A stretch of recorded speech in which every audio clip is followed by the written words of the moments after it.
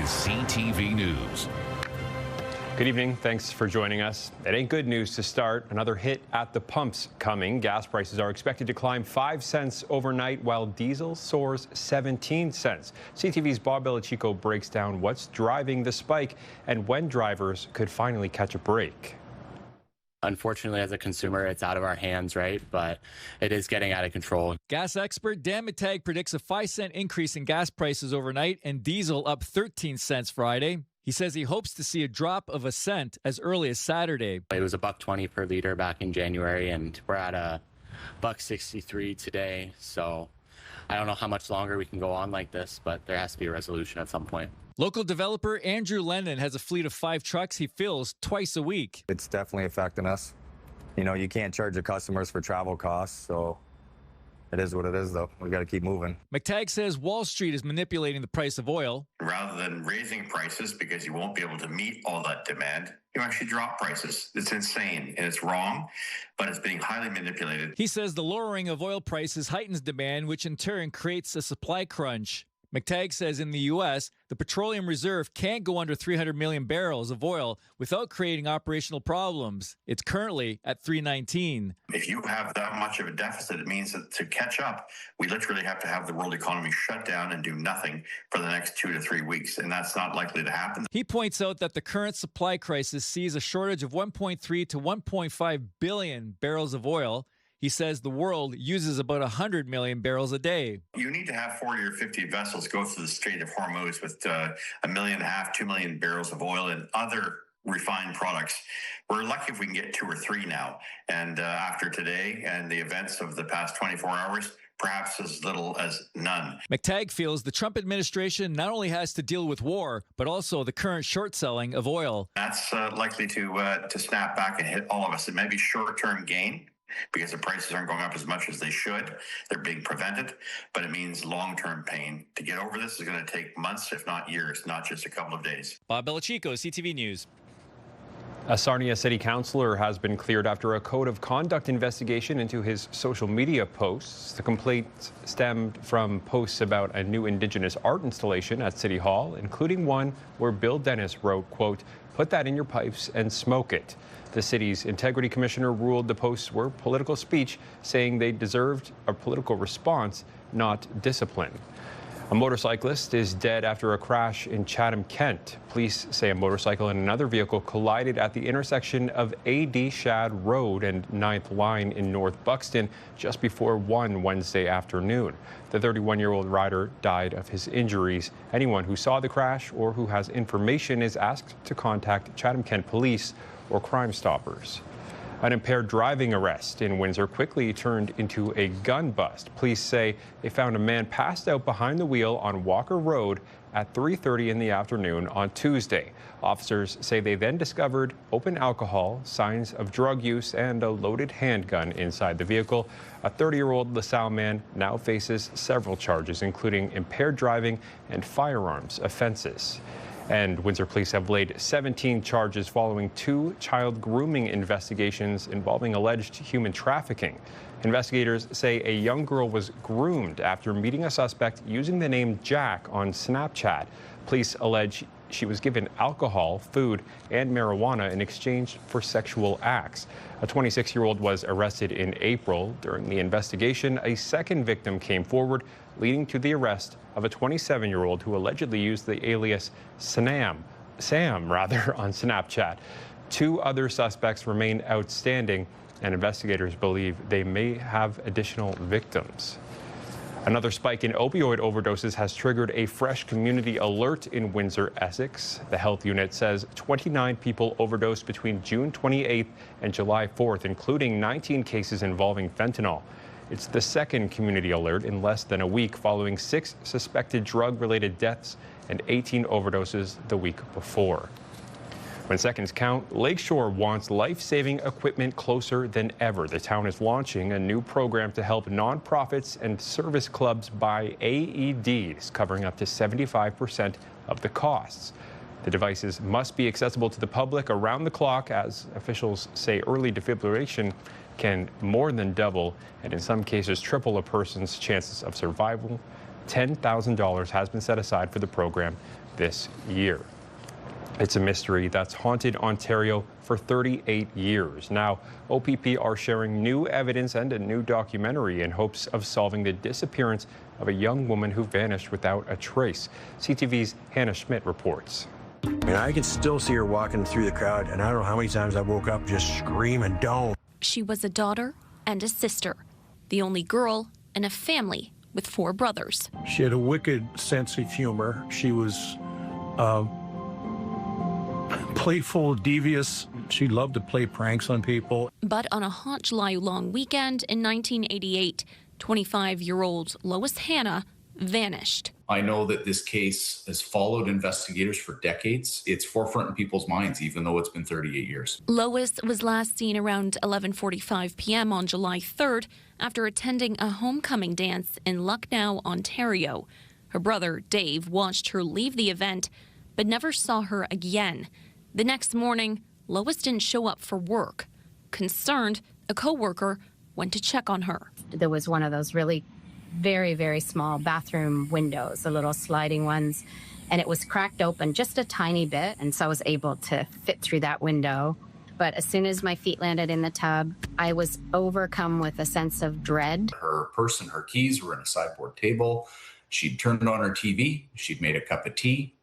We know that she was wearing a specific nightgown and house coat. Those items are missing. There was no evidence of a struggle or anything like that in the home. 2 drops of blood were also found on a wall near the side door. Years later, new techniques led to a new lead. I believe in 1996, a team of investigators was assigned. There was some new DNA technology that had come out at that time. The DNA belonged to a male, but has never been matched to a suspect. Still, investigators aren't giving up. 2 years ago, that crime scene index profile was uploaded to the DNA data bank. So that's a significant step forward. That compares itself against the convicted offender index. Police have spent decades chasing leads, searches stretched across land, water, and air. In just the last 2 years, investigators have completed 45 new interviews, revisited old tips, and conducted additional polygraph examinations. Now they're highlighting 2 details they hope could spark someone's memory. A witness reported seeing a vehicle with distinctive round headlights parked outside Lois's home around 3 a.m. We're releasing that information now because we really hope that somebody who has some information about that vehicle will come forward and provide us with a couple pieces to the puzzle. Police say another credible witness reported hearing suspicious activity at nearby Kincardine Harbor around the same time. Things get woven into this fabric of memory that people bring forward to us in tips year after year after year. Those people have been very reliable over the years. And again, we saw this as an opportunity to bring this information to the broader public. Both clues have lingered for decades. We're sitting here in our childhood home just feeling homesick because Lois isn't here. For Lois's brothers, the search has never ended. Nearly 4 decades later, they say all they want is to bring their sister home. Hannah Schmidt, CTV News. Back here in Windsor, temporary traffic calming measures are now in place on a stretch of Matchett Road. Speed bollards have been installed between Chapel Avenue and EC Row after residents raised concerns about speeding through the neighborhood. Ward 2 Councillor Fraser Fathers says the area was identified in a speed study and a nearby school and several parks helped justify the changes. The bollards will remain in place until November, when another speed study will determine whether they should return next spring. A long-term care home in Amherstburg wants to add some color to its building. Richmond Terrace on Rankin Avenue has applied for permission to paint a large mural on its exterior. The home is located in the town's Heritage Conservation District. Therefore, the proposal has to be reviewed by the Heritage Committee. Deputy Mayor Chris Gibbs believes the nursing home is considered a non-contributing property, so a mural may be allowed. The artwork, called Journey of Life, symbolizes the passing of time and connections between generations. If approved, the project will be funded by the nursing home. I think it tells a story about the building and they're just popping up everywhere, and it just adds to the vibrancy of the town, and it just is something beautiful for everyone to look at. This weekend, you can help scientists by chasing butterflies. The annual Windsor Butterfly Count returns Saturday as Friends of Ojibwe Prairie celebrate 35 years of protecting one of Canada's rarest ecosystems. CTV's Chris Campbell has the story. It's a familiar sight around the Ojibwe Prairie complex for brothers Joe and Zach Abduel. They live nearby and say spotting butterflies has become one of their favorite summertime activities. One day we saw a monarch at our house, and we raised caterpillars, 2 cocoons, and then monarch butterflies. And then one came back to visit us. This Saturday, they're among those invited to take part in the annual Windsor Butterfly Count, a citizen science event that's also helping Friends of Ojibwe Prairie celebrate its 35th anniversary. Volunteers of all ages will spread out across the Ojibwe Prairie complex, identifying and counting butterflies before sharing the data with the North American Butterfly Association. It provides a citizen science opportunity. So we count numbers of species, we provide numbers for the North American Butterfly Association, and it provides that opportunity to keep track year after year of how we're doing, both for biodiversity and the count of butterflies we find here within our beautiful Ojibwe Prairie complex. Last year's count recorded 825 butterflies representing 35 different species. Mike Fisher says every year's results help paint a clearer picture of the health of one of Canada's most biologically diverse urban natural areas. I think a big high last year was we had the highest number of monarch butterflies we'd seen. I think we had 18, which was very high for recent years. So an opportunity to find a great diversity from monarchs to viceroys to giant swallowtails to skippers, and an opportunity for the community to get involved and be part of an important way of quantifying what we have here at Ojibwe. The butterfly count begins Saturday morning at 8:30. I think it gives us good luck. The celebration continues with a free Windsor Symphony Orchestra concert at 1 p.m., followed by a guided nature walk through the prairie. Chris Campbell, CTV News. CTV meteorologist Gary Archibald has your full weather details coming up in 2 minutes' time. Getting those images that they have of Canada into our reality, right? New to Canada and now new to s'mores. Still ahead, how one college is helping newcomers discover the great Canadian outdoors. CTV meteorologist Gary Archibald is here with a look at the forecast. And Gary, there was a bit of rain this afternoon. You're right. As forecast, we knew this afternoon would be somewhat volatile. The morning started off beautiful. It was warm, though. 26 degrees, say around 9:10 a.m. Felt closer to 30. The blue sky gave way to increasing cloudiness by 1, 2 o'clock. By 3, we were looking at showers and reaching a high of 30. Within an hour and a half, we were down to about 25. So you get a sense of cold front introducing not just active weather, but the leading edge of cooler air, relatively speaking. So, showers scattered along this front that extends as far southwest as, say, southern Illinois, pushing to the east, and some steady rains. We saw that across parts of the Midwestern tier of southern Ontario proper, eastern shores of Lake Huron. Further south and west, still exists slight possibility of some thunderstorm activity. I think it will be more so rain between now and, say, about 4 a.m., so it will be wet on the surfaces across the region as we head towards work tomorrow and thereabouts. Overnight temperature down to 21 degrees Celsius. The low point in terms of the temperature scale feeling like 28. Yes, very much what would be the average daytime high. It's incredible how humidex factors in and what it can feel like and how we adjust to it mentally and physiologically. I digress, though. Tomorrow being yet another, well, categorically conventional summer day, will reach a high possibly of 26 to 27 degrees in the afternoon, which will be slightly below seasonal. Our average is closer to 28, and some showers 36 is what it could feel like. Very humid in the afternoon, say around 2 p.m. through to about 5. Saturday looks better. It's just cloudy, but up to 29, and then it's sunny and fair from Sunday through to Thursday. Look at the temperatures gradually creeping up to about 30, if not getting slightly above that mark through the midweek, and then dropping down to 30. We will be close to 29 degrees for an average daytime high a week from now. So that gives you an idea of the progression as the calendar pages keep turning. Let's look at your 7-day forecast.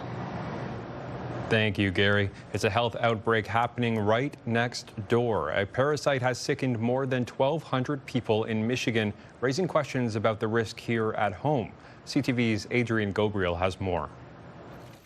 From lettuce to berries, some of these healthy staples found in Canadian kitchens are believed to be carrying a problematic parasite in the United States, where more than 1,000 people have fallen ill and dozens sent to hospital. This is a parasite that's often transmitted through human feces. It's called Cyclospora. The microscopic bug can't be seen by the human eye. In some cases, the parasite can be found in lettuce, cilantro, basil, green onions, raspberries, and snow peas, just to name a few. Contaminated water used on crops has previously been linked to Cyclospora. Unlike typical food poisoning, cyclosporiasis symptoms can lead to prolonged stomach issues, relapses, and an illness can also last a month or even longer. The symptoms include watery diarrhea and explosive diarrhea. As of this week, Ohio had 177 confirmed cases. Just across state lines, Michigan is reporting more than 1,200 cases. Michigan typically records just about 50 cases a year. The Center for Disease Control says it's monitoring roughly 150 additional patients across 17 U.S. states. The specific source of the outbreak has yet to be identified. An email to CTV News states the Public Health Agency of Canada is not currently investigating any Cyclospora outbreaks in the country. Though with imported fruits and produce regularly crossing the border, the country could face a similar outbreak. It becomes a race to try and find the actual source of contaminated food. An additional challenge: once the parasite has latched on to a fruit or vegetable, it can't simply be washed away. While there's no current outbreak here in Canada, summer travel season is in full swing, and doctors are warning those heading south of the border to try and avoid eating fruits and vegetables from South and Central America, the Caribbean, Southeast Asia, and Africa. Adrian Gabriel, CTV News, Toronto.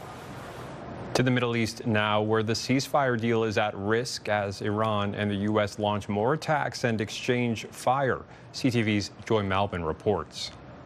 U.S. CENTCOM says it struck about 90 targets, hitting Iran's air defense systems, missile launchers, drone storage sites, hammering away at military infrastructure along the coastline, aimed at stopping Iran's attacks on commercial ships in the Strait of Hormuz, a violation, the president says, of the ceasefire. We just hit them very hard, and I say we hit them 20-1. Every time they hit us, we're going to hit them 20. Iran retaliating, releasing video it says are missiles aimed at U.S. military bases in the Gulf. Sirens blaring in Kuwait, Bahrain, and Qatar. U.S. Gulf allies being drawn back into this conflict. Jordan says it shot down missiles launched from Iran. Clearly losing patience, Donald Trump on Air Force One. They called a little while ago. They want to make a deal so badly. I just don't know if they're worthy of making a deal. I don't know that they're going to honor the deal. That's the problem. Canada calling Iran's attacks on civilian shipping unjustified. The Iranian steps that it continues to take to, it appears, maintain control of the Strait of Hormuz are unacceptable. As massive crowds continue to mourn Iran's slain supreme leader, many making their feelings known. So will U.S. bombs bring Iran back to the negotiating table? We're now focused on reopening something that was open. So what this war has produced is an emboldened, risk-ready Iran, which may well overplay its hand. It's uncertain where things stand. Negotiations for a final deal dealing with thorny nuclear issues were supposed to start today. Joy Malvin, CTV News, Washington.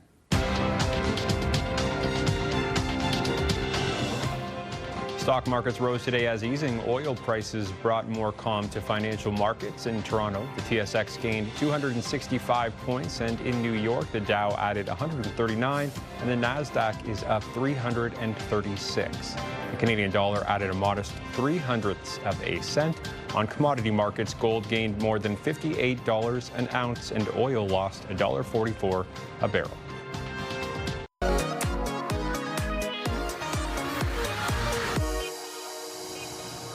I don't know about you, but I'm looking forward to the weekend. There's a lot going on across Windsor, Essex, and Chatham-Kent. To highlight some of the events, here's our weekly segment, What's Up, YQG.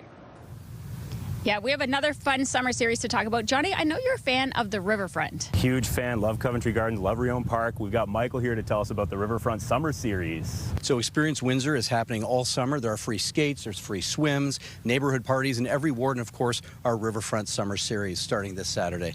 And what's the theme for this particular event?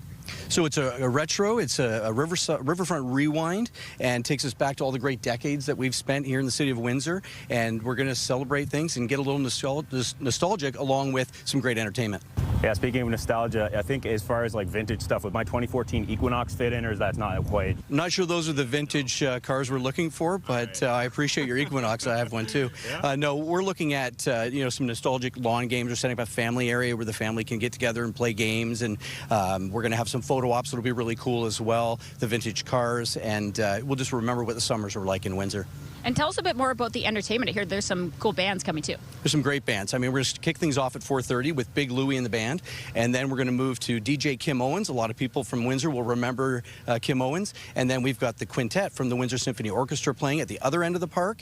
And we will then have at 8 o'clock our headliner, the Legends of Motown, and they're going to be amazing. Love it. Yeah, I live pretty close by, so we'll definitely be here. It's free to get in, right? It's free to get in. We hope that the people that live close by will all walk down. And, parking can be at a premium for a big event. So please know that we do have shuttles running. They start at 3:50 and they leave from the WFCU Center. Sounds great. Thank you so much for all that information. Sounds like an amazing event. Now, Johnny, we do have a couple other things to talk about, including some art-themed things. Yeah, Amherstburg Art Crawl on Saturday and Sunday going on. Perfect. And there's a couple shows at the casino. So once again, I go to my old standby of mansplaining. Yeah, Seth Meyers Saturday.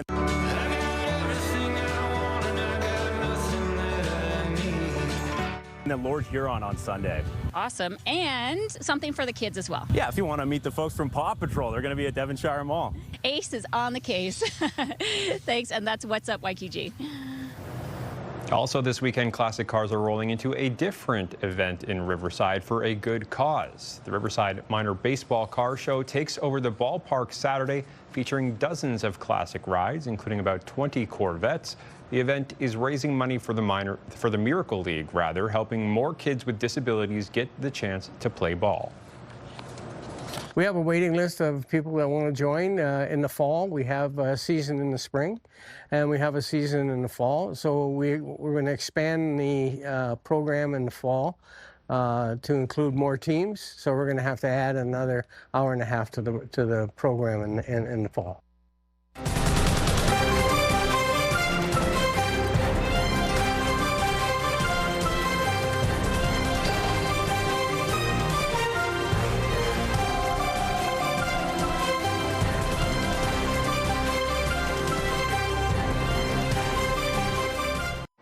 Let's take another look at the 7-day forecast with CTV meteorologist Gary Archibald. And Gary, if you scooch a little this way, you'll block out the left side and it'll be a beautiful stretch. We've got no other way, and then it'll be a beautiful stretch. Oh, no, yeah, which way? There we go. This way. Oh, you want to get rid of, no?